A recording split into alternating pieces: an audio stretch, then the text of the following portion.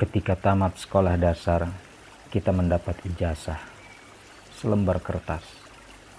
Begitupun saat tamat SMP, SMA, dan universitas, juga mendapat selembar kertas. Saat kita punya rumah, bukti kepemilikannya kertas. Memiliki motor, mobil, tanah, deposito, saham, semuanya hanya kertas. Bahkan saat selesai ijab kabul, punya istri atau suami, buktinya juga kertas. Untuk semua kertas-kertas itu, orang bekerja siang dan malam, sampai-sampai melupakan selembar kertas paling penting dalam perjalanan hidupnya, yaitu surat kematian. Itulah kertas paling berharga bagi anak manusia. Sebab saat ia diterbitkan, sang pemilik kertas tak lagi bisa melihatnya. Saat itu, manusia telah kembali kepada Allah Subhanahu wa Ta'ala dan bertanggung jawab atas semua lembaran kertas kehidupannya. Dunia yang dikejarnya dengan segala kesungguhan berakhir sudah. Dalam firman-Nya Allah Subhanahu wa Ta'ala menyebutkan, dan segala sesuatu yang telah mereka perbuat tercatat dalam buku-buku catatan yang ada di tangan malaikat. Dan segala urusan yang kecil maupun yang besar adalah tertulis. Dalam surah Al-Qamar ayat 52 dan 53. Kertas kehidupan manusia akan mulai dibuka oleh Allah, dan umat ini menjadi yang pertama dihisab. Dalam hadis yang diriwayatkan Abdullah ibn Abbas radhiyallahu anhu, Rasul bersabda, kita adalah umat terakhir, tapi yang pertama dihisab. Seorang sahabat bertanya, di manakah umat-umat yang lainnya dan nabi mereka? Rasul menjawab, kita adalah yang terakhir dan yang pertama.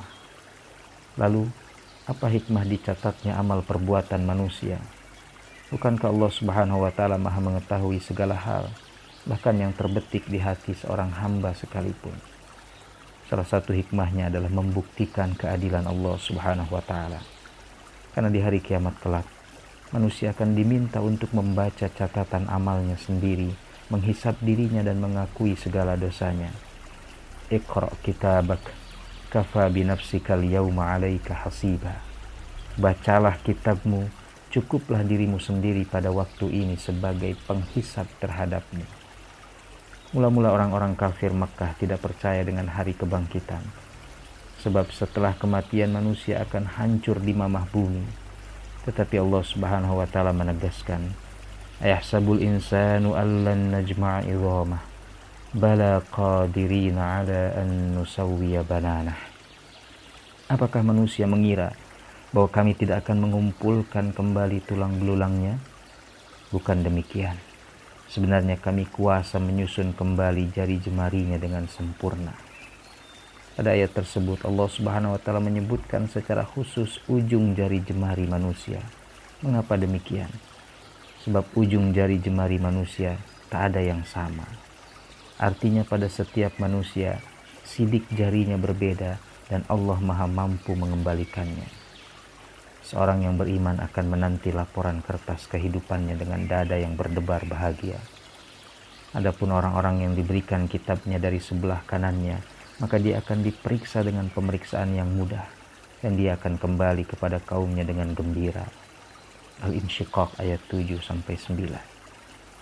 Karena itu, Rasulullah SAW sering berdoa, Allahumma hasibni hisabai yasira.